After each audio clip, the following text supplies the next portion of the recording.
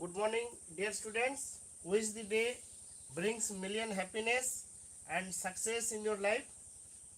तो आज हम लोग फेनॉल का प्रिपरेशन पढ़ेंगे, एरोमेटिक कॉम्पाउंड्स। बेसिकली ये जो फेनॉल है वो एरोमेटिक कॉम्पाउंड, इसका प्रिपरेशन स्टार्ट हो गया। लास्ट क्लास में हम लोग पढ़ाई कर रहे थे ये फेनॉल कैसे ट्रेडिशनल वे में हम लोग सिंथेसाइज करें। तो सबसे अच्छा उपाय था फेनॉल ग्रिग्नाइट रिएजेंट, यानी फिनाइल मैग्नीशियम ब्रोमाइड को ऑक्सीजन में जलाएंगे तो ये बेहतरीन होगा, वो आसानी से बदलते हैं। फिनॉल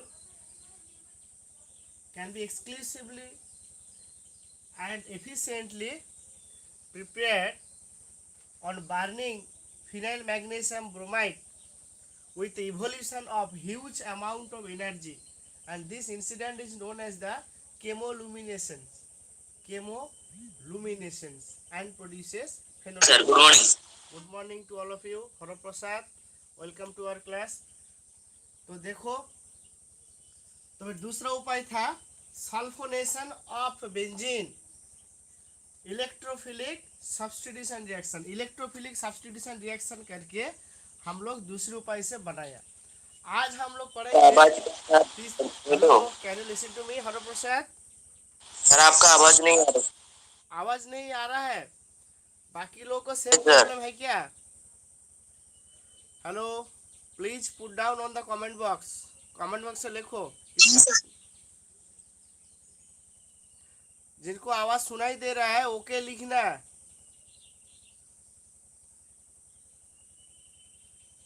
जिनको आवाज सुनाई दे रहा है ओके लिखना। और ये ओके तो कंटिन्यू करेंगे। चलो शुरू करते हैं। थोड़ा रिफ्रेश कर लेना, हो जाएगा। तो आज हम लोग पढ़ेंगे नाइट्रेशन ऑफ बेंजीन से हम लोग ये भी बना सकते हैं, nitration of benzene. Nitration of benzene भी एक प्रोसेस है। Through nitration of benzene. Nitration भी और एक रूट है, ये जानना बहुत जरूरी है। ओके, कोई भी एरोमेटिक कंपाउंड से हम लोग फिनॉल बनाएंगे। ओके, तो यहाँ दिखाई दे रहा है एक पेरेंट एरोमेटिक हाइड्रोकार्बन बेंजीन है। बेंजीन को कंसंट्रेटेड नाइट्रिक एसिड, तुम लोग जानते हो नाइट्रिक एसिड का दूसरा नेम है एक्वाफर्टिस, और कंसंट्रेटेड सल्फ्यूरिक एसिड H2SO4, ये दोनों मिक्सर को हम लोग जानते हैं मिक्स एसिड। ये दोनों का नेम क्या है? Ma, यानी mix acid. Benzene on treatment with mixed acid, that is equimolar mixture of concentrated nitric acid and concentrated sulfuric acid, an excellent nitrating agent.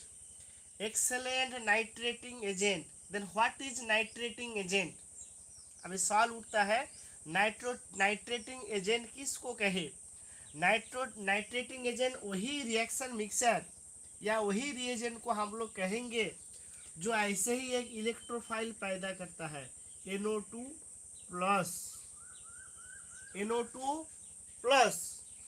Plus का फिर क्या है? NO2 प्लस है nitronium ion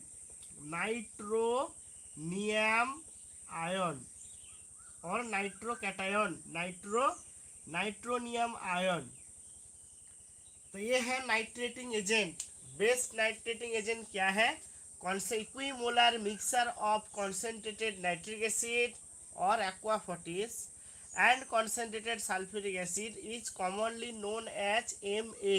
Mixed acid is an excellent nitrating agent because it produces an electrophile nitronium ion. तो ये nitronium ion है, ये electrophile है। क्यों ये इलेक्ट्रोफाइल हुआ? क्योंकि यहाँ जो कंपाउंड दिखाई दे रहा है, इसी केमिकल कंपाउंड में नाइट्रोजन इलेक्ट्रोनेगेटिव एलिमेंट है, फिर भी ये क्या कर रहा है? पॉजिटिव चार्ज बियर कर रहा है। तुम लोग जानते हो एक इलेक्ट्रोनेगेटिव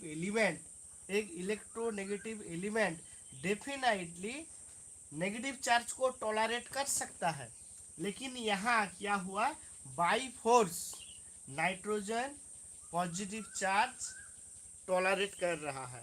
तो क्या होगा, जहाँ इमीडिएटली इलेक्ट्रॉन मिलेगा वहाँ से ये इलेक्ट्रॉन खींच लेते हैं, कैप्चर कर लेते हैं। और तुम लोग जानते हो एरोमेटिक हाइड्रोकार्बन जो बेंजीन है, ये क्या है, it is a pool of electrons, it is a pool of pi electrons, क्योंकि इसका अंदर 3 पाई बॉन्ड है। 3 पाई बॉन्ड होने के वजह से ये इलेक्ट्रॉन से भरपूर है, इलेक्ट्रॉन से भरा है। ओके, तो इमीडिएटली यहाँ से इलेक्ट्रॉन यहाँ से यहाँ इलेक्ट्रॉन क्या होगा, माइग्रेट हो जाएगा और एक सब्स्टिट्यूशन रिएक्शन होगा जिसको हम लोग कहेंगे electrophilic substitution reaction, electrophilic substitution reaction. और जो पैदा होगा, एक कंपाउंड पैदा होगा, इसका नेम है नाइट्रोबेंजीन। कीप इन माइंड, मानस, जीवन, संध्या, भाग्यश्री, तुम लोग को सबको समझ में आ रहा है। ये है नाइट्रोबेंजीन। जनरली नाइट्रोबेंजीन एक कलरलेस लिक्विड है और इसी लिक्विड ऑयली होता है, इसलिए इसका दूसरा नेम है oil of mirbane, oil of mirbane. Keep in mind, very very important question you may be asked, oil of Mirabehn.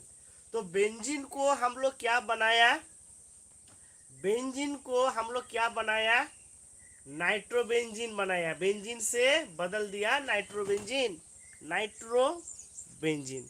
Okay, तो फिर ये जो नाइट्रोबेंजीन है, ये नाइट्रोबेंजीन को हम लोग रिडक्शन करेंगे, रिड्यूसिंग एजेंट है कुछ, वो वाला ट्रीटमेंट करेंगे तो ये नाइट्रोबेंजीन फिर रिड्यूस हो जाएगा।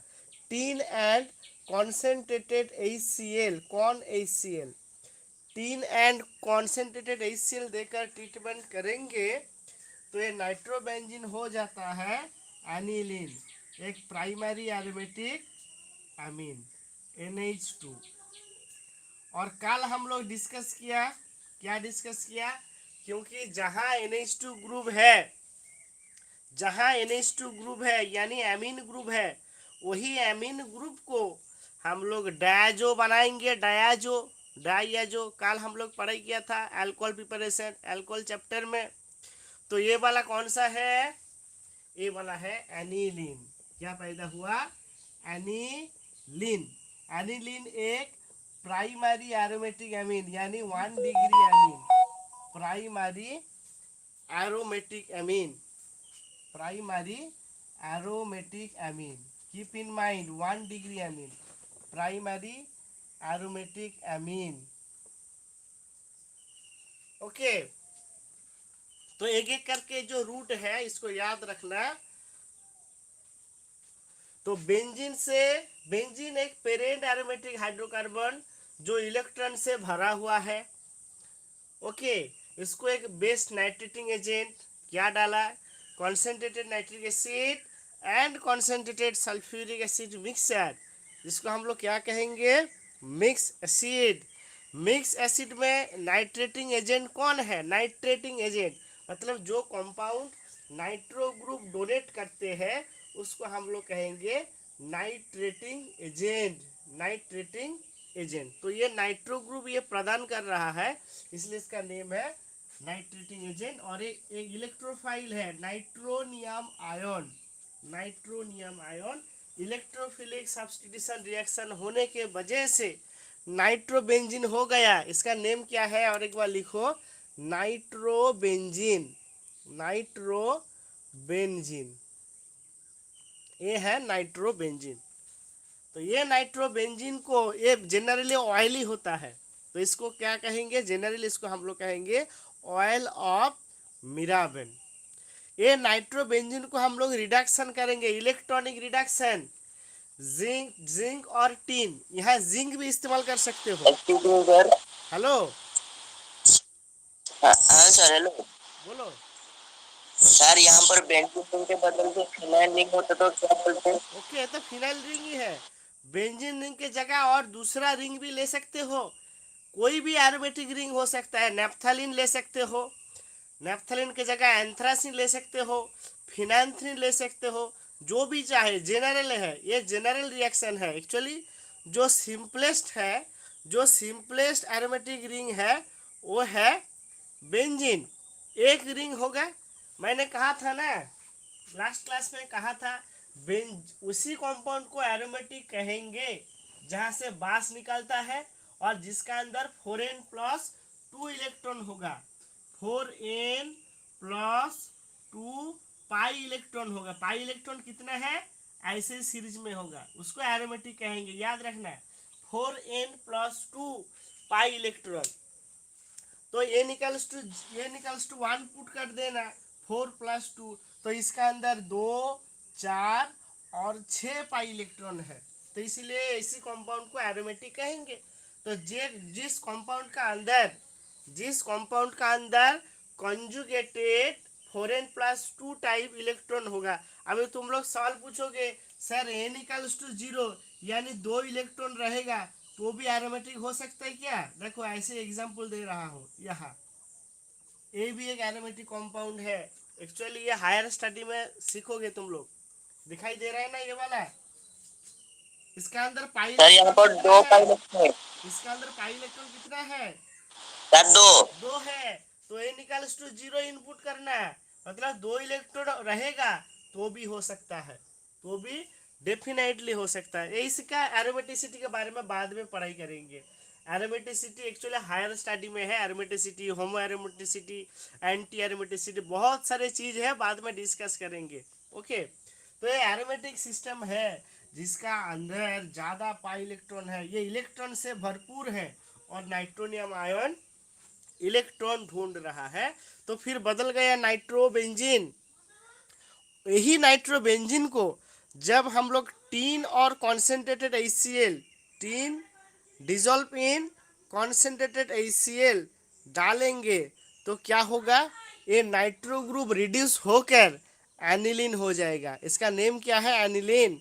और इसका कैरेक्टर क्या है, एक प्राइमरी एरोमेटिक अमीन, प्राइमरी एरोमेटिक अमीन है। ओके, तो फिर ये जो एनिलीन है, अभी देखो याद रखना, ये बेंजीन है, ये बेंजीन है, लिखना बहुत जरूरी है, बेंजीन लिखना चाहिए। ये बेंजीन है। अभी कंपेयर करें बेंजीन, नाइट्रोबेंजीन और एनिलीन, ये तीनों का बीच ज्यादा इलेक्ट्रॉन कहाँ है? 1, 2, 3। ये बहुत इंटरेस्टिंग है। ये तीनों का रिएक्टिविटी से कंपेयर करें तो इसका रिएक्टिविटी ज़्यादा है। It is a very powerful reducing agent. ये सबसे खतरनाक कंपाउंड है, रिएक्टिव। इतना रिएक्टिव है, इसका ऊपर लाइट गिराए, इरेडिएट करे, on irradiation with light and in presence of aerial oxygen air. मतलब ये जो एनिलीन है, इसको क्या करना है, बोतल का अंदर ब्लैक और ब्राउन कलर बोतल का अंदर एयर टाइट करके रखना है, क्योंकि ये फोटो सेंसिटिव है, यानी लाइट सेंसिटिव है। ऑक्सीजन का आसपास मुलाकात होगा, ये कंपाउंड जब ऑक्सीजन के साथ इसका मुलाकात हो गया तो ये एनिलीन नहीं रहेगा।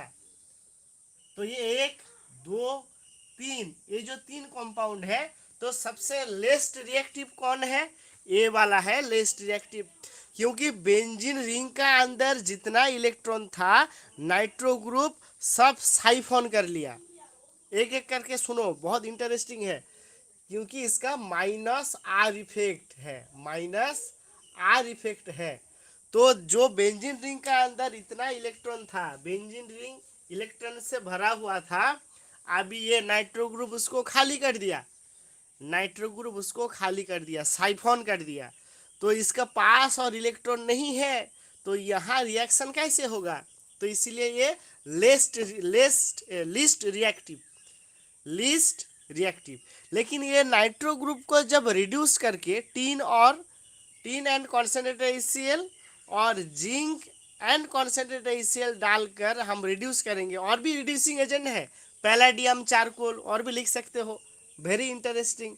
ये नाइट्रोबेंजीन को पैलाडियम चारकोल, ये अनोखा रिड्यूसिंग एजेंट है, ये डालकर भी तुम रिड्यूस कर सकते हो। Palladium charcoal, even hydrogen gas, palladium hydrogen gas pass करके भी तुम ये नाइट्रो ग्रुप को रिड्यूस करके एनिलीन बना सकते हो, जो भी चाहो। तो जो भी है एक ही रिएजेंट याद रखना। ओके, टिन कॉन्सेंट्रेटेड HCl और जिंक कॉन्सेंट्रेटेड HCl, ये दोनों मिक्सर को क्या करे, इसका ऊपर अंदर डाल देते हैं तो ये रिड्यूस हो जाता है। अब ये सवाल उठता है, ये जो जिंक और कॉन्सेंट्रेटेड HCl डालकर जो रिडक्शन हो रहा है, ये इलेक्ट्रॉनिक रिडक्शन है। कुछ किताब में नेशन हाइड्रोजन लिखा, ओके, क्योंकि हम लोग modern electronic theory of oxidation reduction पढ़ाई किया ना, वहाँ रिड्यूसिंग एजेंट इलेक्ट्रॉन है। जहाँ भी जितना भी रिडक्शन हो रहा है, जनरली मेटल एसिड का जो रिडक्शन है वो इलेक्ट्रॉनिक रिडक्शन है, ओके।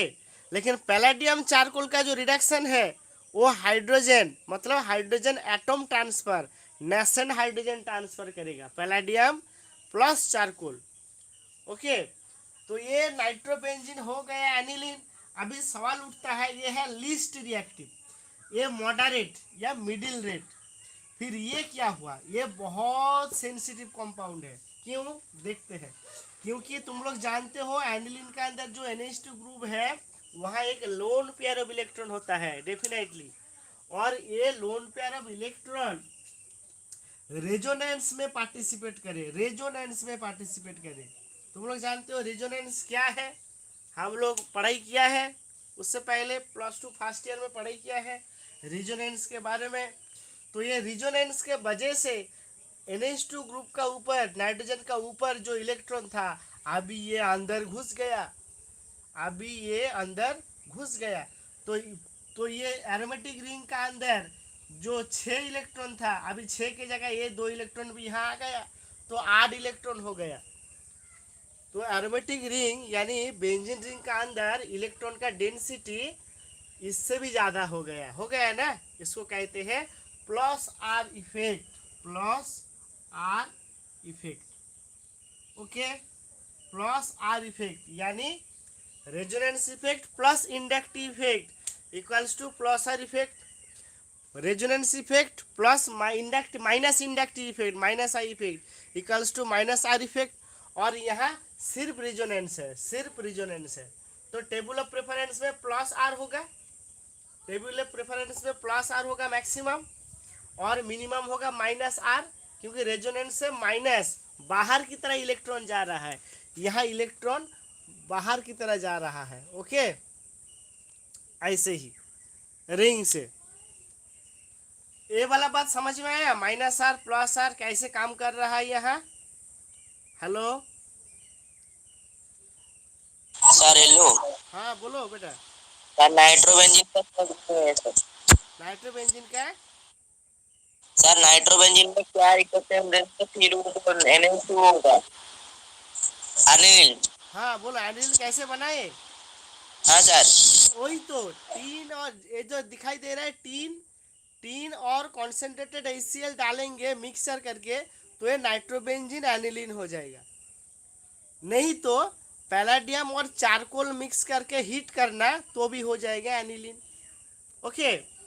नहीं, मैंने ये सवाल नहीं पूछा, मैंने तुम लोगों को सवाल पूछा, एक बेंजीन है, दूसरा नाइट्रोबेंजीन है, और तीसरा एनिलीन है, तो किसका रिएक्टिव है, कौन खतरनाक है यहाँ खतरनाक कौन है और क्यों है। जीवन, भाग्यश्री, समझ में आया, बोलो। हेलो, सर अनिल एनिलीन होगा। और ये एनिलीन इतना खतरनाक है, ये फोटो सेंसिटिव, मतलब इसका ऊपर लाइट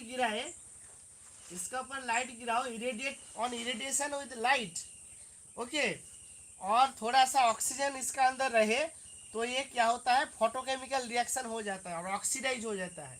इसीलिए एनिलीन एक लिक्विड है, ये एनिलीन प्राइमरी एरोमेटिक एमीन है, इसको एयर टाइट करके रखना और अंधेरा में रखना, इसको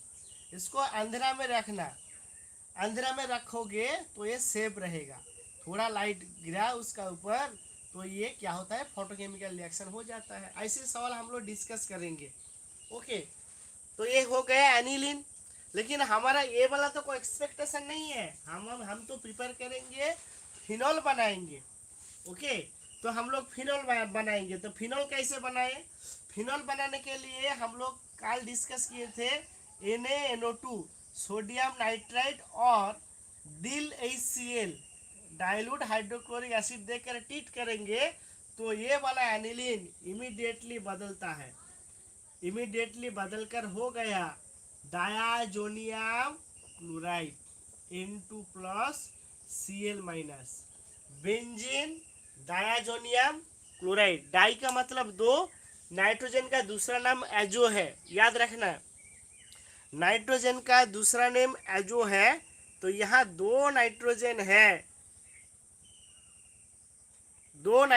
है, इसलिए इसका नेम है डायाजोनियम क्लोराइड, बेंजीन डायाजोनियम क्लोराइड। कुछ किताब में इसको BDC लिखा है, मैं तुमको बोलूंगा देखो ऐसे मत करना। और ये जो बेंजीन डायाजोनियम क्लोराइड है, ये हेवी कलरफुल है। इसका कलर है वाइन रेड कलरेशन या स्कारलेट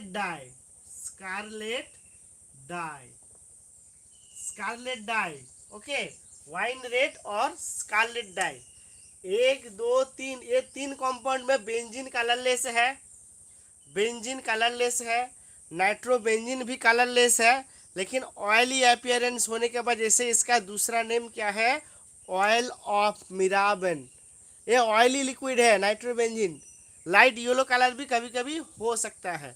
ऑयल ऑफ मिराबन थोड़ा लाइट येलो कलर भी होता है। अभी ये सवाल उठता है, ये लाइट येलो कलर क्यों है? क्योंकि ये जो नाइट्रोबेंजीन दिखाई दे रहा है ना, कभी कभी यहाँ से नाइट्रो ग्रुप बाहर निकलता है टूटकर, तब ये nitrogen dioxide gas brown colour का होता है, और ये ऑयल के साथ थोड़ा रहे, एब्जॉर्ब करके रहे, तो oily appearance light yellow colour होता है। जनरली कलरलेस होने वाला है, लेकिन कभी कभी ये लाइट येलो कलर भी होता है। ओके, एनिलीन भी कलरलेस है, एनिलीन भी एक कलरलेस लिक्विड है। ए भी लिक्विड है, लेकिन यह जो पैदा हुआ वाइन रेड कलरेशन, ये पूरा रेड कलर। ओके, तो फिर बेंजीन डायजोनियम क्लोराइड को अभी हम लोग क्या करेंगे, इसको बॉयल करेंगे, हीट करेंगे, बॉयल करेंगे, तो ये हो जाएगा फिनॉल।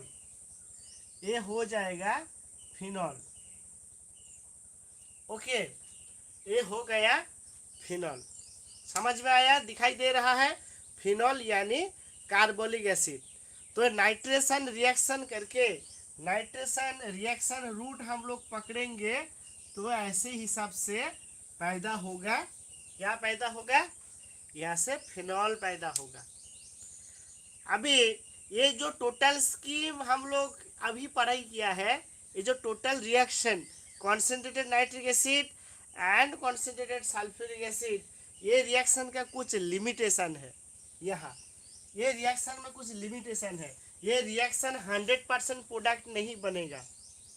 ये जो बेंजीन से नाइट्रोबेंजीन यानी इलेक्ट्रोफिलिक सब्स्टिट्यूशन रिएक्शन, ये जो रिएक्शन है ये एक इलेक्ट्रोफिलिक सब्स्टिट्यूशन रिएक्शन है। इसी रिएक्शन का कुछ लिमिटेशन है, ड्रॉबैक्स है। क्या देखो, अच्छा तुम बताओ, बेंजीन ऑर्गेनिक कंपाउंड है या इनऑर्गेनिक कंपाउंड है? डेफिनेटली एक ऑर्गेनिक कंपाउंड है, लेकिन concentrated nitric acid, concentrated sulphuric acid mixer होने के बाद जो नाइट्रोनियम आयन पैदा हुआ, ये तो आयनिक कंपाउंड है।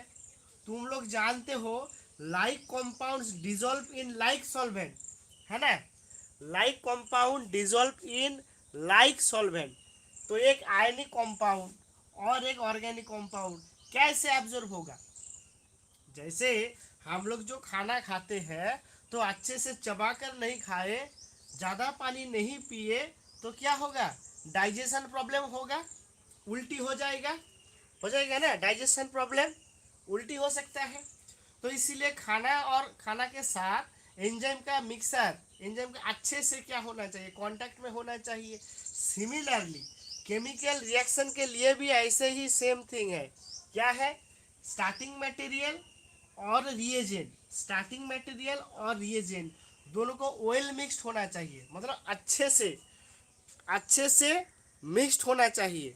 ओके, तो ये बेंजीन और नाइट्रोबेंजीन एक ऑर्गेनिक कंपाउंड है और एक आयनिक कंपाउंड है। तो ये दोनों का कॉम्बिनेशन कैसे हो सकता है, अच्छा तो नहीं होगा, क्योंकि like solvent like substance dissolve in like solvent. Okay, तो ऐसे ही होने वाला है, तो इसीलिए। और इसका दूसरा ये है, दूसरा ड्रॉबैक क्या है, ये जो नाइट्रोनियम आयन है इसका हाई चांस है ये इलेक्ट्रॉन कैप्चर करके नाइट्रोजन गैस होकर बाहर निकल जाता है।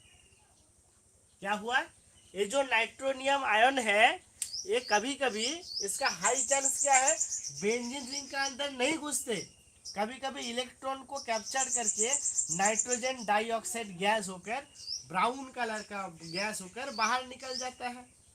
तो ये भी एक चांस है, ये भी एक हाई चांस है। तो इसीलिए ये बेंजीन से जो नाइट्रोबेंजीन पैदा होगा इसका परसेंटेज बहुत कम है। तो ये वाला केमिकल रिएक्शन इतना एफिशिएंट नहीं है, इतना एफिशिएंट नहीं है। अभी तुम लोग सवाल पूछोगे क्या सर, तब हम लोग ये वाला चीज को इस्तेमाल नहीं करेंगे और कोई दूसरा चीज है क्या? याद रखना, वेरी वेरी इंपॉर्टेंट क्वेश्चन। ये जो सवाल पूछा, ये सवाल एग्जामिनेशन में पूछा जा सकता है, आ सकता है। ओके, मतलब कॉन्सेंट्रेटेड नाइट्रिक एसिड और कॉन्सेंट्रेटेड सल्फ्यूरिक एसिड को छोड़कर, कॉन्सेंट्रेटेड नाइट्रिक एसिड और कॉन्सेंट्रेटेड सल्फ्यूरिक एसिड को छोड़कर कोई दूसरा रिएजेंट है क्या जहाँ से ये नाइट्रोबेंजीन का मिलने का संभावना ज़्यादा है, मतलब रिएक्शन का एफिशिएंसी ज़्यादा होगा? डेफिनेटली है, डेफिनेटली है, उसके बारे में अभी डिस्कस करेंगे। तो ये बात समझ में आया, नाइट्रोबेंजीन का जो जनरल रिएक्शन है ये समझ में आया होपफुली। कमेंट बॉक्स में लिखो। ये लाइव सेशन क्लास है तो कोई प्रॉब्लम नहीं, किसी का डाउट है कमेंट बॉक्स में लिखो, चाहे एक बार क्यों 100 बार 1000 बार हम लोग रिपीट करेंगे, लेकिन यहाँ आगे मतलब कुछ सीख के जाना ये प्लेटफॉर्म में। ओके, बोलो कमेंट बॉक्स में लिखो, ये वाला बात क्लियर हो गया? जीवन कहाँ है, जीवन? ओके, संध्या को समझ में आ गई। Okay yes sir. Okay okay, तो ठीक है। तो फिर आ रहा है, तो ये कॉन्सेंट्रेटेड नाइट्रिक एसिड और कॉन्सेंट्रेटेड सल्फ्यूरिक एसिड के बिना कौन सा वाला रिएजेंट है जो जो क्या हुआ, हाई अमाउंट ऑफ नाइट्रोबेंजीन बनाते हैं। तो ये सी जगह ये concentrated nitric acid concentrated sulphuric acid mixer nitrating mixer mix acid mixer को हटाकर यहाँ एक कंपाउंड देंगे, इसका नेम है एसाइल और benzoyl nitrate, benzoyl benzoyl nitrate, acyl और बेंजोइल नाइट्रेट। तो देखते हैं एसाइल और benzoyl nitrate CH3CONO2। Okay, CH3CONO2 और बेंजोइल नाइट्रेट कौन है, तो यहाँ नाइट्रोनियम आयन पैदा नहीं होगा। याद रखना है, कुछ किताब में होगा एसाइल और बेंजोइल नाइट्रेट, बेंजोइल मतलब C6H5CONO2, एसाइल और बेंजाइल नाइट्रेट, ये वाला है एसाइल का और ये वाला है बेंजाइल का स्ट्रक्चर। तो ये जो कंपाउंड तुम लोग कहोगे सर इसी रिएजेंट में खास क्या है, खास बात क्या है, ये जो कंपाउंड आपने लिखा ये दोनों कंपाउंड में क्या ऐसे क्या बात है, क्या ज़्यादा नाइट्रोनियम आयन पैदा होगा? देखते हैं। अच्छा देखो, तो यहाँ जो नाइट्रोनियम आयन है ये प्योर 100% ऑर्गेनिक कंपाउंड है। ये जो बेंजोइल नाइट्रेट है ये बेंजोइक एसिड का डेरिवेटिव, ये एसिटिक एसिड का डेरिवेटिव, ये बेंजोइक एसिड का डेरिवेटिव और ये एसिटिक एसिड का डेरिवेटिव, ऑर्गेनिक डेरिवेटिव है। तो इसीलिए ये बेंजीन ऑर्गेनिक, ये भी ऑर्गेनिक है। ओके, ये भी ऑर्गेनिक है, ये भी ऑर्गेनिक है। ये दोनों अच्छे से ऑयल मिक्स्ड होता है, अच्छे से मिक्स्ड अप हो जाता है, मिक्सिबल होता है। हाँ, मैंने कहा था ना, जब खाना हम लोग खाएंगे, खाना जितना चबा चबा कर खाएंगे तो हमारा सलाइवा का अंदर जो एंजाइम है ऑयल मिक्स्ड होगा, तो खाना आसानी से पच जाएगा। सिमिलरली ये जो रिएजेंट, स्टार्टिंग मटेरियल और ये जो रिएजेंट है, दोनों ऑर्गेनिक होने के वजह से ऑयल मिक्स्ड होता है। तो जो आसानी से ऑयल मिक्स्ड हो जाता है, यहाँ से नाइट्रो ग्रुप का बाहर जाने का चांस बहुत कम है, संभावना नहीं है, ऐसे ही सोचो। तो इसीलिए ये best excellent nitrating agent. Excellent nitrating agent कौन है? एसाइल और बेंजोइल नाइट्रेट, एसाइल और बेंजोइल नाइट्रेट। ओके, तो ऐसे ही था। नाइट्रोबेंजीन से बेंजीन को नाइट्रोबेंजीन बनाए, नाइट्रोबेंजीन को एनिलीन बनाएंगे, और एनिलीन आखिर हो गया benzene diazonium salt, that is white red colour, benzene diazonium chloride. और फिर उसको बॉयल करेंगे तो फिनॉल मिल जाएगा, फिनॉल मिल जाएगा। ओके, चलो आगे बढ़ते हैं।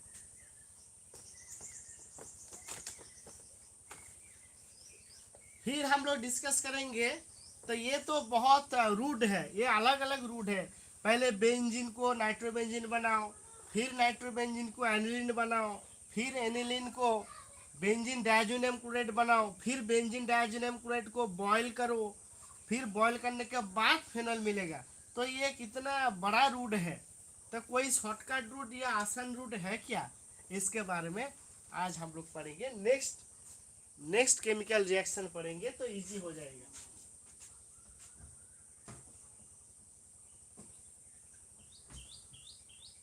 देखते हैं इसके बारे में। और वहां ये भी एक अनोखा नेम रिएक्शन है, वो है सैंडमायर रिएक्शन, डाउ प्रोसेस, बहुत सारे प्रोसेस है। और डायरेक्ट और एक बहुत इंटरेस्टिंग रिएक्शन है cumene phenol rearrangement reaction, cumene phenol synthesis और cumene phenol rearrangement reaction. Just be cooperative with me.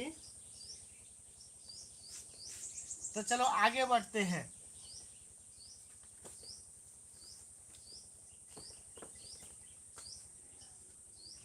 Okay, तो देखो फिर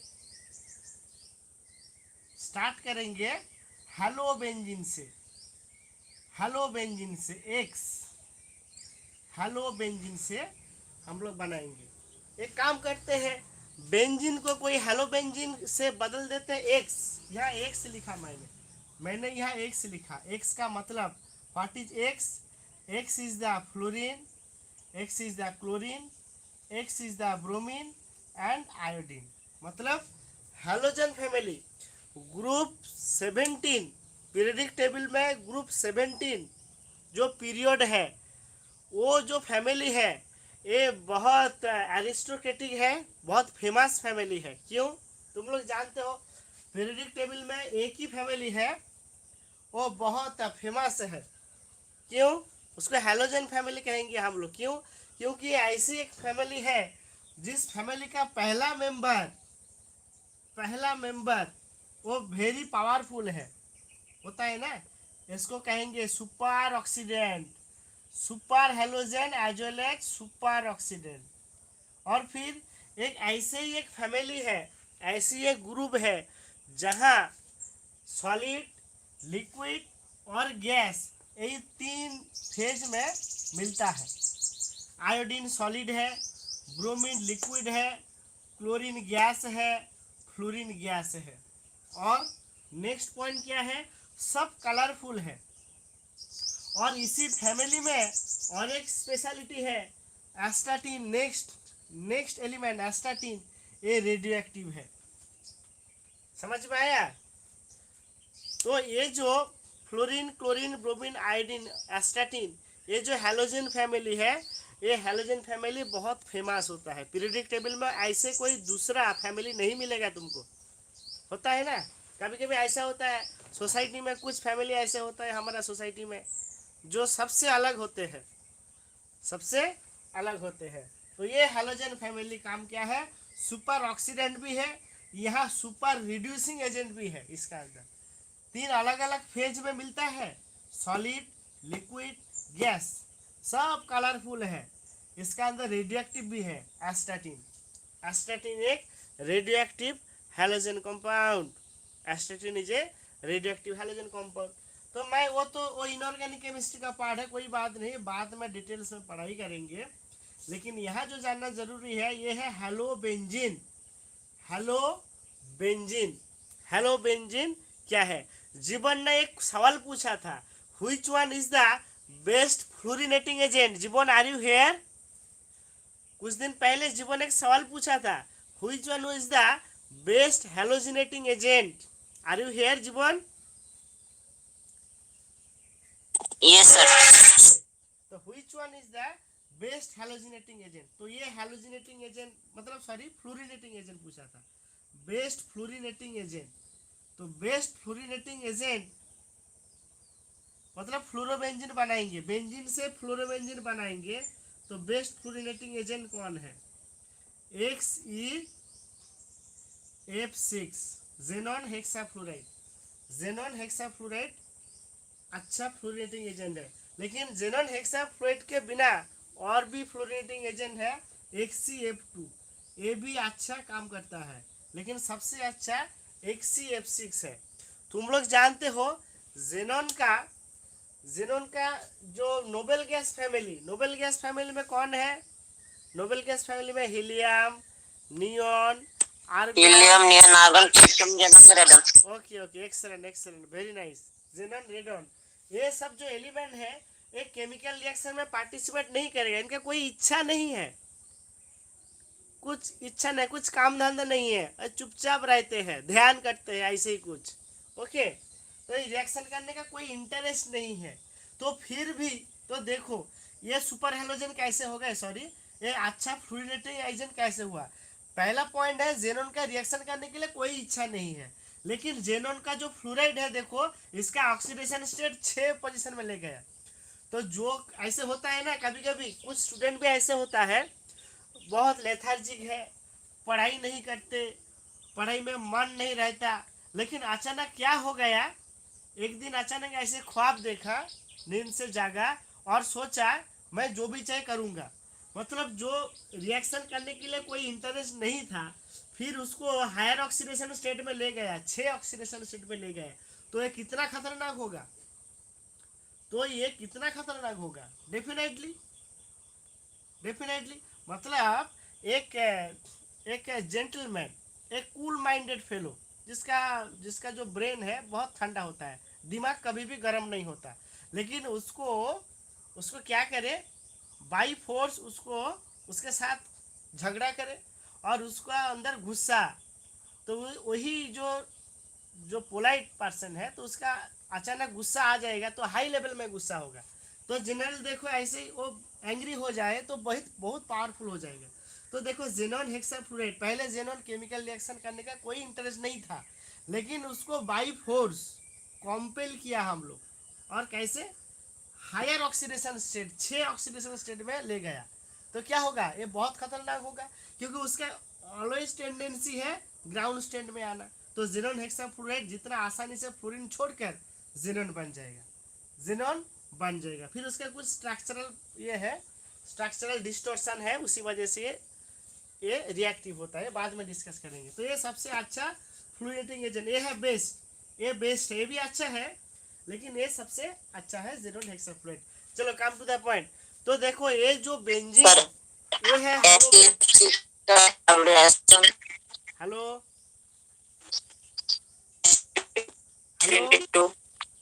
हेलो, कमेंट बॉक्स में लिखो, सुनाई नहीं दे रहा है। Hello, can you listen to me? जीवन,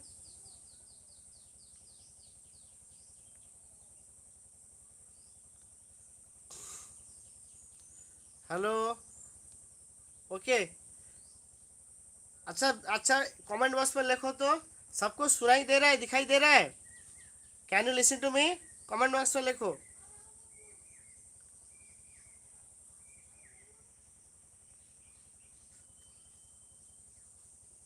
हाँ हाँ, yes yes yes yes, sp3d2 hybridization, वाह very nice answer. Xenon hexafluoride का हाइब्रिडाइजेशन sp3d2 है, वाह good good, excellent, nice done. Okay, तो ये जो हेलोजन है तो हाँ, इसका sp3d2 हाइब्रिडेशन है, बाद में डिस्कस करेंगे। ओके, हाइब्रिडेशन स्टेट में है। अच्छा ओके, तो ये जो फॉर्मूला मैंने लिखा, ये जो फॉर्मूला लिखा ये है हेलोबेंजीन। इसका जनरल नेम क्या है? हेलोबेंजीन। इसका जनरल नेम है हेलोबेंजीन। और ये हेलोबेंजीन कैसे बनाए बाद में डिस्कस करेंगे। नेक्स्ट चैप्टर है haloalkanes and haloarenes, chapter में हम लोग पढ़ेंगे हेलोबेंजीन। हेलोबेंजीन का जो प्रिपरेशन है वो बाद में पढ़ेंगे, कैसे बनाते हैं। ऐसे तो एग्जांपल दे दिया फ्लोरोबेंजीन, लेकिन बात यह है हम लोग बहुत आसानी से यहाँ से बनाएंगे। कैसे देखो, हेलोबेंजीन से बनाएंगे फिनॉल, बनाएंगे हेलोबेंजीन से फिनॉल बनाएंगे। ये है फिनॉल, हेलोबेंजीन से ये है फिनॉल। तो इसका अंदर क्या डालेंगे तो ये डायरेक्ट हेलोबेंजीन से फिनॉल हो जाएगा। लेकिन यहाँ एक पॉइंट मैं डिस्कस करूंगा, बहुत इंटरेस्टिंग पॉइंट है, वेरी कॉन्सेप्चुअल क्वेश्चन। ओके, ये है, ये जो हेलोबेंजीन है तुम लोग जानते हो, fluorine, chlorine, bromine, iodine, astatine, इन लोगों का जो साइज साइज ऑर्डर, ओके, तो एटॉमिक साइज का वेरिएशन देखो कैसे होता है। Iodine is very very greater than bromine, bromine is greater than chlorine, equivalent to bromine और क्लोरीन का साइज आसपास होता है। ब्रोमीन थोड़ा ज़्यादा, उसका साइज थोड़ा ज़्यादा है। Chlorine greater than fluorine. तो स्मॉलेस्ट एलिमेंट कौन है? तो यहाँ स्मॉलेस्ट एलिमेंट कौन है? डेफिनेटली फ्लोरीन होगा। तो fluorine is being the smallest element. और तुम लोग जानते हो यहाँ जो फ्लोरीन और कार्बन का बीच जो बॉन्ड होगा, मतलब हेलोजन का बीच जो बॉन्ड होगा, तो देखो ये जो 2p ऑर्बिटल पार्टिसिपेट करता है, तो यहाँ प्रिंसिपल क्वांटम नंबर 2p, यहाँ 3p, यहाँ 4p और यहाँ 5p। समझ में आया? फ्लोरीन का p ऑर्बिटल, फ्लोरीन का 2p ऑर्बिटल, फ्लोरीन का 2p ऑर्बिटल, क्लोरीन का 3p ऑर्बिटल और ब्रोमीन का 4p ऑर्बिटल और आयोडीन का 5p ऑर्बिटल पार्टिसिपेट करते हैं कहाँ? हेलोबेंजीन फॉर्मेशन के लिए, हेलोबेंजीन फॉर्मेशन के लिए। तो तुम लोग बताओ ये जो हेलोबेंजीन से फेनॉल बनाएंगे तो कहाँ से आसानी से फेनॉल पैदा होगा? ओके, मतलब हेलो, कमेंट बॉक्स में लिखो। ओके, डेफिनेटली आयोडोबेंजीन होगा, डेफिनेटली आयोडोबेंजीन होगा, डेफिनेटली आयोडोबेंजीन होगा। क्योंकि आयोडोबेंजीन में जो आयोडीन, कार्बन और आयोडीन का बीच जो बॉन्ड है, ओहो सॉरी, कार्बन और आयोडीन का बीच जो बॉन्ड है, कार्बन और आयोडीन का बीच ऐसे ही घुमा देते हैं। ओके, कार्बन और आयोडीन का बीच जो बॉन्ड है तो ये very lengthy. Shubham, can you listen to me? Do you understand? Sandhya, Manas, okay okay. तो ये कार्बन और आयोडीन बॉन्ड बहुत लेंदी है, और तुम लोग जानते हो बॉन्ड जितना बड़ा होगा, बॉन्ड जितना बड़ा होगा, लेंदी होगा, तो क्या होगा? वो कमजोर होता है। बॉन्ड जितना बड़ा होगा तो वो बहुत कमजोर होता है। ओके, तो आसानी से टूट गया। तो जो कार्बन आयोडीन जो बॉन्ड है तो आसानी से टूट गया, तो आसानी से टूट गया तो यहाँ आसानी से फेनॉल बनेगा। ओके, रिएजेंट तो डालेंगे, कौन सा वाला रिएजेंट डालेंगे वो तो बाद में कहेंगे। ओके, तो आयोडोबेंजीन ये सबसे रिएक्टिव कंपाउंड है। लेकिन ये जो फ्लोरीन है, फ्लोरीन को हटाना इतना आसान नहीं है। फ्लोरीन एक बार बेंजीन रिंग का अंदर घुस गया, एक बार फ्लोरीन बेंजीन रिंग का अंदर घुस गया, वो कभी भी छोड़ते नहीं। क्यों नहीं छोड़ते? देखो, बेंजीन रिंग का अंदर एक बार फ्लोरीन घुस गया तो ये बेंजीन रिंग यानी कार्बन से, कार्बन का जो बॉन्ड है वहां से फ्लोरीन को हटाना बहुत मुश्किल होता है। क्यों? देखो, वेरी इंटरेस्टिंग वन। क्योंकि यहाँ जो कार्बन है, ये कार्बन का 2p ऑर्बिटल और फ्लोरीन का 2p ऑर्बिटल अच्छे से मैच करता है। हाइब्रिडेशन चैप्टर में, हाइब्रिडाइजेशन चैप्टर में हम लोग ये सब पढ़ाई किया है। हाइब्रिडेशन चैप्टर में ये सब हम लोग पढ़ाई किया है, एनर्जी, ओवरलैप एंड सिमिट्री। मतलब एक अच्छा केमिकल बॉन्ड बनाने के लिए, एक अच्छा केमिकल बॉन्ड बनाने के लिए ऑर्बिटल जो है ना, ऑर्बिटल का इक्विवेलेंट एनर्जी होना चाहिए, सेम एनर्जी होना चाहिए, सेम ओवरलैपिंग पावर होना चाहिए और सेम सिमिट्री होना चाहिए। याद करो मॉलिक्यूलर ऑर्बिटल थ्योरी में EOS रूल, EOS रूल। दो ऑर्बिटल के बीच केमिकल बॉन्ड फॉर्मेशन तब पैदा होगा जब दोनों का बीच एनर्जेटिकली सेम होगा, ओवरलैपिंग सेम होगा और सिमेट्रिकली सेम होगा। चलो देखते हैं कार्बन का 2p, कार्बन का 2p का साइज और ये आयोडीन का साइज कितना बड़ा। ये है आयोडीन p ऑर्बिटल का साइज, ये है आयोडीन का साइज, ये है आयोडीन का p ऑर्बिटल और ये है कार्बन का p ऑर्बिटल। तो इसका मैच हो रहा है क्या? अच्छा मैचिंग नहीं है, अच्छा मैचिंग नहीं है। लेकिन फ्लोरीन के बारे में देखो, ए वाला कार्बन और ए वाला फ्लोरीन, तो ये दोनों का बीच अच्छे से मैच होगा, फ्लोरीन और ये कार्बन, क्योंकि ये दोनों इक्विवेलेंट है, क्योंकि दोस्ती उसी लेवल में होता है। तुम लोग जो स्टैंडर्ड में पढ़ाई करते हो, क्या प्राइमरी बच्चे के साथ तुम्हारा फ्रेंडशिप हो सकता है क्या? एक प्राइमरी बच्चे के साथ तुम्हारा फ्रेंडशिप हो सकता है क्या? Definitely not, definitely not. तो इसीलिए देखो, तो किसका रिएक्टिविटी कम है, तो किसको बाहर निकालना, बाहर हटाना मुमकिन, नामुमकिन है, बहुत मुश्किल है, वो है फ्लोरोबेंजीन। तो इसीलिए याद रखना, इसीलिए याद रखना the reactivity order of halobenzene, इसको हटा देते हैं, the reactivity order of halobenzene to prepare phenol. तो कहाँ से फिनॉल आसानी से मिलेगा? वो है आयोडोबेंजीन। देखो iodobenzene is very very greater then bromobenzene, very very greater then bromobenzene, greater than chlorobenzene. Actually जो ब्रोमोबेंजीन और क्लोरोबेंजीन का जो रिएक्टिविटी है मोर और लेस सेम है। जैसे हमारा धरती यानी हमारा पृथ्वी प्लेनेट अर्थ और जो मंगल है मार्स, ये दोनों जुड़वा है, दोनों ट्विन है ना, इसको ट्विन प्लेनेट कहते हैं। तो ऐसे ही हैलोजन फैमिली में क्लोरीन और ब्रोमीन का रिएक्टिविटी, क्लोरीन और ब्रोमीन का साइज फैक्टर और अदर्स फैक्टर नियरली सेम, ये दोनों लगभग सेम होता है। इसलिए ये नियरली ऐसे ही लिखना है, ग्रेटर देन थोड़ा ज़्यादा, थोड़ा ज़्यादा, थोड़ा ज़्यादा होता है क्लोरोबेंजीन और ब्रोमोबेंजीन का। तो फिर आ रहा है फ्लोरोबेंजीन। तो फ्लोरोबेंजीन का रिएक्टिविटी सबसे कम है, फ्लोरोबेंजीन का रिएक्टिविटी सबसे कम है, क्योंकि ये टाइटली बाउंड। कार्बन कभी भी, ये जो इसका जो दोस्ती है, दोनों का बीच जो दोस्ती है, ये कभी भी टूटेगा नहीं, क्योंकि वेल मैच्ड, वेल मैच्ड। तो ऐसे ही है, याद रखना ऑर्डर। तो यहाँ से सवाल, कितना सवाल पूछा, बहुत इंटरेस्टिंग क्वेश्चन। ये जो पॉइंट, यहाँ से बहुत कुछ क्वेश्चन पूछा जा सकता है। तो ये है reactivity order of halobenzene. Reactivity order of halobenzene क्यों चेंज हो रहा है? क्योंकि साइज फैक्टर। दूसरा फैक्टर क्या है? EOS, एनर्जेटिकली सेम नहीं है, ये बड़ा है ये छोटा है, तो बड़ा भाई छोटा को तो पिटाई करेगा, मतलब ये दोनों का बीच फ्रेंडशिप नहीं होगा। लेकिन जुड़वा है तो क्या होगा? तो दोनों का बीच दोस्ती अच्छा होगा। ओके, और क्लोरीन ब्रोमीन भी ऐसे ही है, तो डेफिनेटली ऐसे होगा। तो ऐसे ही है रिएक्टिविटी ऑर्डर। तो फ्लोरोबेंजीन, तुम लोग ऐसे सवाल पूछोगे क्या सर बेंजीन फ्लोरोबेंजीन से कभी भी हम लोग हटा नहीं सकते क्या? ऐसा कोई उपाय नहीं है क्या?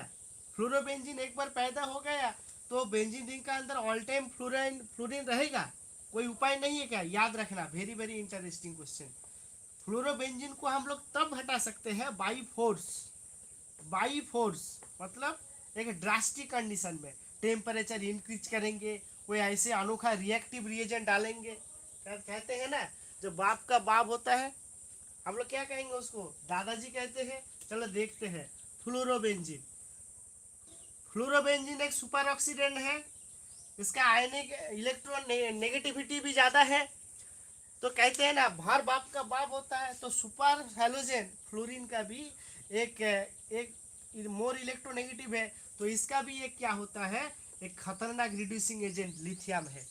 जो लिथियम का साइज छोटा है, फ्लोरीन का साइज भी छोटा है, तो यहाँ तुम लिथियम डाल सकते हो, नहीं तो मैग्नीशियम डाल सकते हो। मैग्नीशियम मैच करता है, तो मैग्नीशियम और लिथियम डाल दोगे, मैग्नीशियम और लिथियम डाल दोगे तो यहाँ से फ्लोरीन बाहर निकल जाएगा।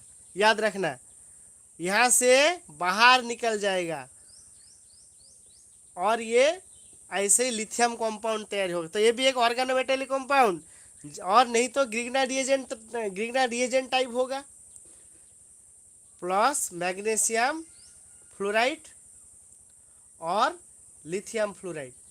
तो एक लिथियम फ्लोराइड होकर मैग्नीशियम फ्लोराइड होकर बाहर निकल गया, और लिथियम और फिनाइल या मैग्नीशियम फिनाइल ऐसे कुछ पैदा होगा। ये भी एक ऑर्गेनोमेटेलिक कंपाउंड है, ये भी एक ऑर्गेनोमेटेलिक कंपाउंड है। तो फ्लोरीन को हटाना इम्पॉसिबल नहीं है, डिफिकल्ट है लेकिन इम्पॉसिबल नहीं है। तो क्या करें, लिथियम और मैग्नीशियम डाल दे उसका अंदर। कहते हैं ना, हर बाप का एक बाप होता है। तो फ्लोरीन सुपर हैलोजन है, तो क्या है, इसका सुपर हैलोजन का जो मैचिंग करने के लिए एक सुपर रिड्यूसिंग एजेंट डाल दिया इसका अंदर। कौन, लिथियम और मैग्नीशियम। तो यहाँ से फ्लोरीन अब बाहर निकल जाएगा। ओके, ये वाला पॉइंट वेरी वेरी इंपॉर्टेंट, ये वाला पॉइंट वेरी वेरी इंपॉर्टेंट, याद रखना। ये वाला पॉइंट वेरी इंटरेस्टिंग, ये वेरी इंटरेस्टिंग पॉइंट है। ये वाला पॉइंट डेफिनेटली याद रखना भाग्यश्री। चलो कम टू द पॉइंट। अभी हम लोग मेन पॉइंट में आएंगे। तो ये फिनॉल कैसे बनाएंगे, मतलब जो सवाल का आंसर अभी नहीं हुआ, मैंने इसका रिलेटेड क्वेश्चन डिस्कस किया है, लेकिन फिनॉल कैसे बनाएंगे।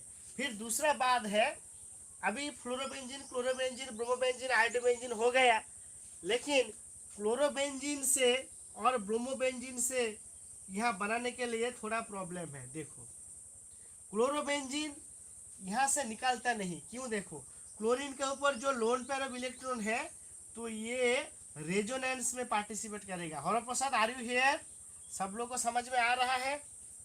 तो कार्बन और क्लोरोबेंजीन, बेंजीन रिंग से हैलोजन को निकालना बहुत मुश्किल है। क्यों, क्योंकि ये क्लोरीन और जो भी हैलोजन हो, ब्रोमीन हो, आयोडीन के बाद छोड़ो, आयोडीन तो लेंदी बॉन्ड है, आयोडीन के बाद छोड़ दो, क्लोरीन और ब्रोमीन बेंजीन रिंग के अंदर रहे तो भी डिफिकल्ट है, तो भी डिफिकल्ट है। तो कैसे, देखो पहला पॉइंट है, number 1 point, sp2 hybridized carbon chlorine bond very strong, very strong. तो it is very difficult to break it, very strong. क्योंकि हम लोग जानते हैं sp2 हाइब्रिडाइज्ड स्टेट में रहे और बॉन्ड फॉर्मेशन करे, और बॉन्ड का अंदर परसेंटेज ऑफ एस कैरेक्टर बढ़े, percentage of S character bond का अंदर जितना बढ़ेगा वो बॉन्ड बहुत स्ट्रांग होगा, वो बॉन्ड बहुत स्ट्रांग होगा। ओके, तो ये sp2 हाइब्रिडाइज्ड कार्बन है, तो इसीलिए कार्बन क्लोरीन का बीच जो बॉन्ड है या कार्बन ब्रोमीन का बीच जो बॉन्ड है वो बहुत स्ट्रांग होगा। ये नंबर 1 पॉइंट।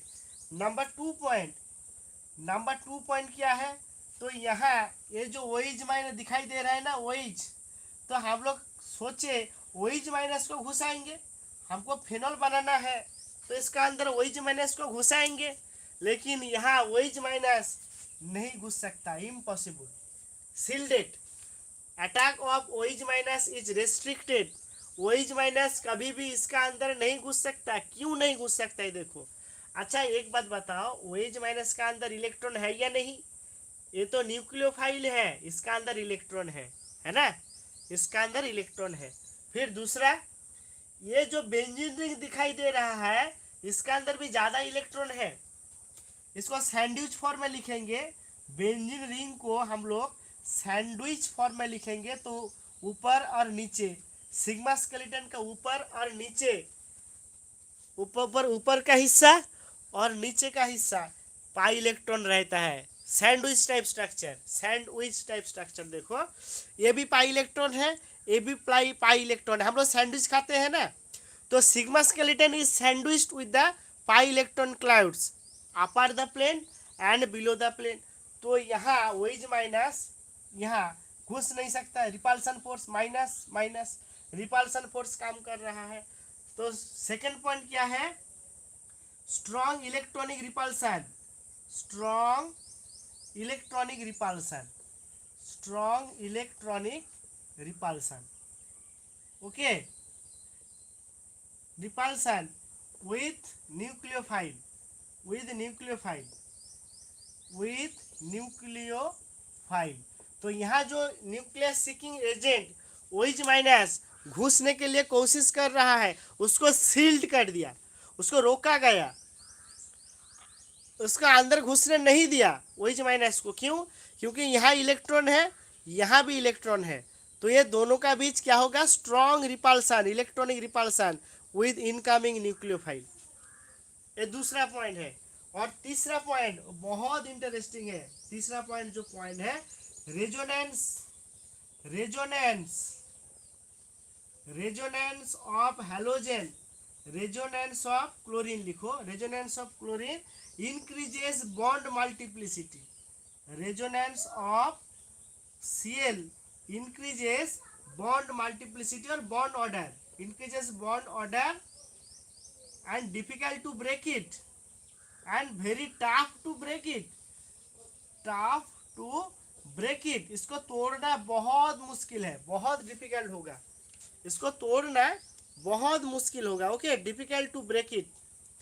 क्योंकि ये जो कार्बन क्लोरीन देखो, कार्बन क्लोरीन का भी सिग्मा बॉन्ड है, लेकिन कुछ देर बाद ऐसे दिखाई देगा, कुछ देर बाद देखोगे कार्बन क्लोरीन का बीच जहाँ सिग्मा बॉन्ड था, एक सिंगल बॉन्ड था, अभी वहाँ एक पाई बॉन्ड आ गया, देखो। तो कार्बन और क्लोरीन के बीच जहाँ सिग्मा बॉन्ड था, उसका कुछ स्ट्रक्चर में वो डबल बॉन्ड हो गया। तो पहले तो पाई बॉन्ड को तोड़ना, ब्रेक करना डिफिकल्ट था। पहले एक बॉन्ड था, सिग्मा बॉन्ड था, उसको तोड़ना बहुत डिफिकल्ट था, फिर sp2 हाइब्रिडेशन के वजह से, और बाद में वहाँ रेजोनेंस के वजह से और एक पाई बॉन्ड आ गया, मतलब डबल बॉन्ड हो गया, तो उसको तोड़ना और भी मुश्किल है। तो ये वाला पॉइंट है। इसीलिए देखो, halobenzene excluding fluorine, excluding chlorine, iodine, excluding iodobenzene, iodobenzene को छोड़कर, आयोडोबेंजीन के बेंजीन को छोड़कर, आयोडोबेंजीन को छोड़कर बाकी जो हैलोजन कंपाउंड है, फ्लोरोबेंजीन, क्लोरोबेंजीन, ये जो है, ये जनरली ओइज माइनस डालकर, ओइज माइनस डालकर, ओइज माइनस डालकर तुम लोग क्या नहीं कर सकते हो, ओइज माइनस डालकर फेनॉल नहीं बना सकते हो, फेनॉल नहीं बना सकते हो। तो इसके लिए क्या करें, कोई तो उपाय होगा। Should we continue? Hello Sandhya, yes sir. समझ में आ गया ना तुम लोग को? Hello, yes sir.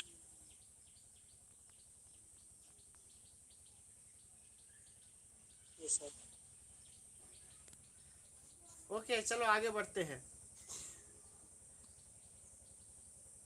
तो देखो हैलोबेंजीन तो फिर कैसे बनाए, तो इसका अंदर ओइज माइनस, ये वाला पॉइंट याद रखना है।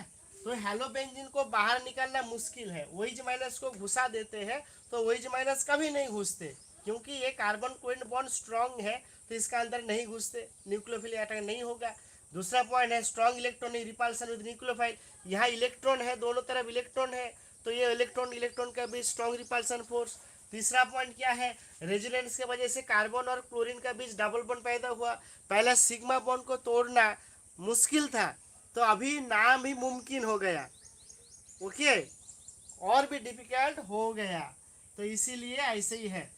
तो फिर कैसे बनाए, तो फिर क्लोरोबेंजीन को कैसे बनाए, इसीलिए इसको कहते हैं डाउ प्रोसेस इस्तेमाल करके, डाउ प्रोसेस इस्तेमाल करके, और वेरी ड्रास्टिक कंडीशन में, तो इसको हाई प्रेशर हाई टेम्परेचर में लाकर इसको जलाएंगे, बॉइलिंग करेंगे, कभी कभी कैटालिस्ट डालेंगे, तब ये हो जाएगा फिनॉल हो जाएगा। ओके, तो इतना सारा पॉइंट याद रखना बहुत ज़रूरी है, क्योंकि एग्जामिनेशन में पूछा जाएगा। कोई भी कॉम्पिटिटिव एग्जाम, कॉम्पिटिटिव प्लेटफॉर्म में ऐसे ब्रेन टीजिंग क्वेश्चन, इसी कॉन्सेप्चुअल के ऊपर आधार करके ब्रेन टीजिंग क्वेश्चन बनाते हैं, ब्रेन स्टॉर्मिंग क्वेश्चन बनाते हैं। तो तुम्हारा कॉन्सेप्ट क्लियर है तो आसान हो जाएगा एग्जामिनेशन क्रैक करना। ओके, तो सुपर ऑक्सीडेंट, अब ये सुपर ऑक्सीडेंट की कोई ज़रूरी नहीं है, इसको हटा देते हैं, सुपर ऑक्सीडेंट को हटा देते हैं। ओके, तो डाउ प्रोसेस क्या है? हाँ, सोडियम हाइड्रोक्साइड डेफिनेटली डालेंगे, सोडियम हाइड्रोक्साइड डेफिनेटली डालेंगे, लेकिन उसके साथ साथ कुछ कॉपर आयन देंगे। कॉपर आयन प्रेजेंस में, कॉपर आयन प्रेजेंस में सोडियम हाइड्रोक्साइड और एक्वा सोडियम हाइड्रोक्साइड और पोटेशियम हाइड्रोक्साइड डालकर कभी कभी थोड़ा सा सिलिका जेल डालेंगे। सिलिका जेल यानी ये जो मिल रहा है ना, सैंड, सिलिका जेल मतलब रिफाइंड सैंड है silica gel. Okay, copper 2+ ion, sodium hydroxide डालेंगे, सिलिका जेल प्रेजेंस में एक्चुअली कैटालिटिक बिहेवियर है, ये जो सिलिका जेल है इसका कैटालिटिक बिहेवियर है। Silica gel, aqua sodium hydroxide और कॉपर 2+ आयन में ऐसे डालेंगे और हाई टेम्परेचर लगभग 300 degree Celsius temperature, 300 degree Celsius temperature में रिएक्शन करें तो क्या होगा, यहाँ से हैलोजन निकल जाएगा और फेनॉल होगा। और क्या होगा? फेनॉल होगा। तो क्या है, कौन सा वाला पॉइंट है? High temperature, high temperature, high temperature and pressure, high temperature and pressure. इसको प्रेशर ज़्यादा डालेंगे और टेम्परेचर भी इंक्रीज करेंगे तो ये कंपेल होगा, it will be compel to leave out from the platform, तो यहाँ से बाहर निकल जाएगा तब। और क्या पैदा होगा? फिनॉल पैदा होगा, फिनॉल पैदा होगा। तो इसको कहते हैं डाउ प्रोसेस। और रास्टिक प्रोसेस भी है, हाँ डाउ प्रोसेस है, रास्टिक प्रोसेस है। एक minute, take a look, just a minute है। तो ये डाउ प्रोसेस और एक रास्टिक प्रोसेस भी है। एक मिनट,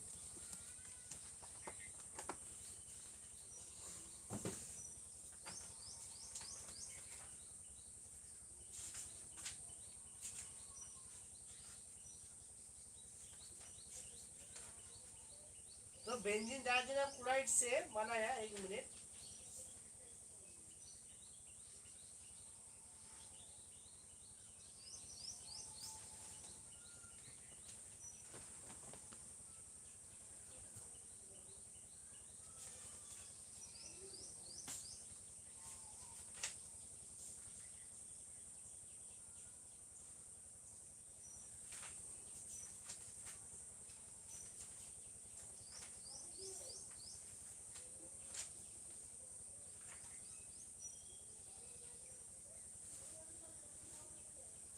हाँ एक्चुअली ये डाउ प्रोसेस है। ओके, हाँ ओके डेफिनेटली ये डाउ प्रोसेस है।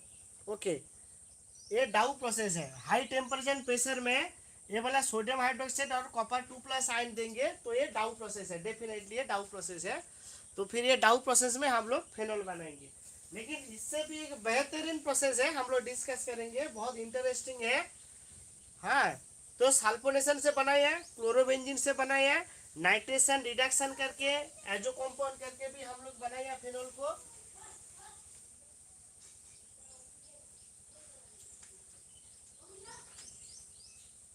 ग्रिग्नाइट रिएजेंट को ऑक्सीजन में जलाया तो पैदा हो गया।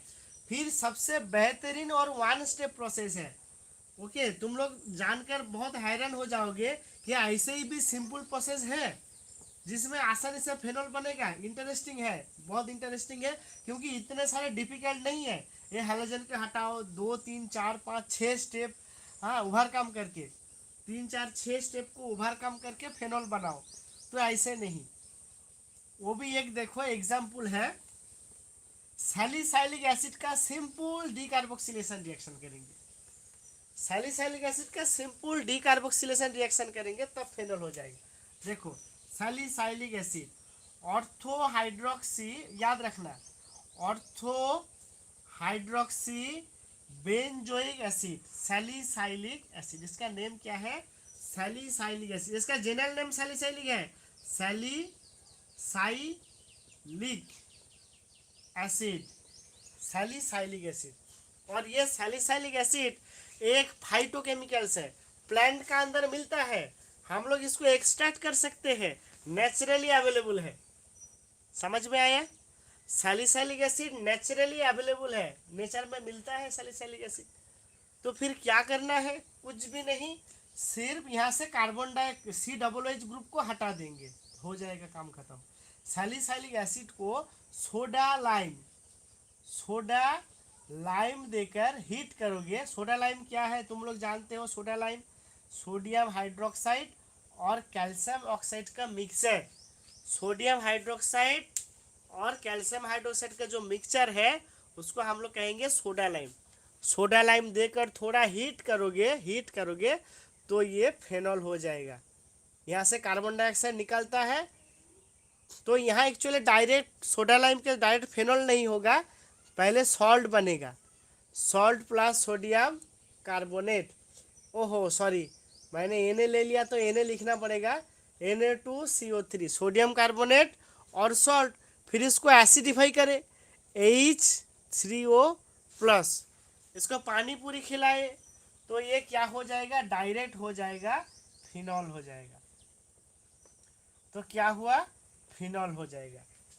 तो सैलिसाइलिक एसिड क्या है? Ortho hydroxy benzoic acid. Harprasad कहाँ है? Harprasad, Shubham Manna, Manas, can you understand? Hello. Yes sir. तो ये ऑर्थो हाइड्रोक्सी बेंजोइक एसिड यानी सैलिसाइलिक एसिड को सोडा लाइम देकर यहाँ से कार्बोक्सिलिक ग्रुप को हटा देंगे तो कितना आसानी है, बहुत इजी है। और फिर दूसरा बात है, ये जो सैलिसाइलिक एसिड एक फाइटोकेमिकल्स है, प्लांट का अंदर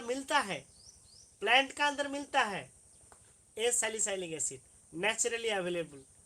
तो कितना आसान है। तो ये है डीकार्बोक्सिलेशन रिएक्शन। तो ये वाला रिएक्शन क्या है?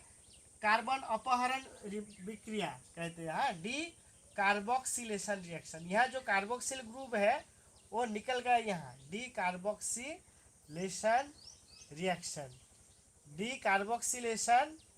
रिएक्शन। यहाँ से जो कार्बोक्सिलिक एसिड ग्रुप था तो कार्बोक्सिलिक एसिड ग्रुप यहाँ से निकल गया, डी कार्बोक्सिलेशन रिएक्शन। और सोडियम फेनेट और सोडियम फेनोक्साइड, सोडियम फेनोलेट और सोडियम फेनोक्साइड पैदा हुआ, इसको थोड़ा एसिडिफाई करे तो हो जाएगा फेनॉल। ये हो गया फेनॉल। तो ये था decarboxylation reaction process. Next part discuss करेंगे और कंटिन्यू करेंगे, आगे बढ़े या यही छोड़े आज के लिए? हेलो, कमेंट बॉक्स में लिखो।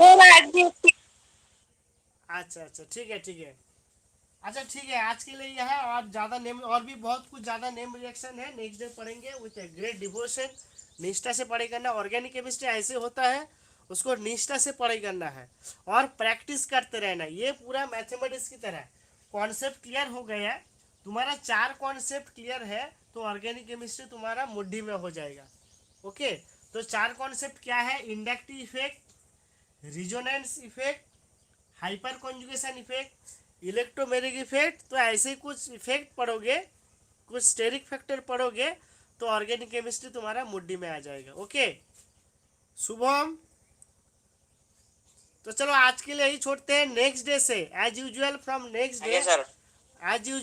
नेक्स्ट डे तो ये टाइमिंग थोड़ा आगे बढ़ाएंगे। ओके, तो आज थोड़ा यहाँ हो जाए। और आज याद रखना है 3 PM को 3 बजे मैथमेटिक्स क्लास है, हाँ, जरूर आना। So thank you dear students for your active participation, your dedication and your great patience to attend the lecture. Have a nice day. Take care. Thank you, sir.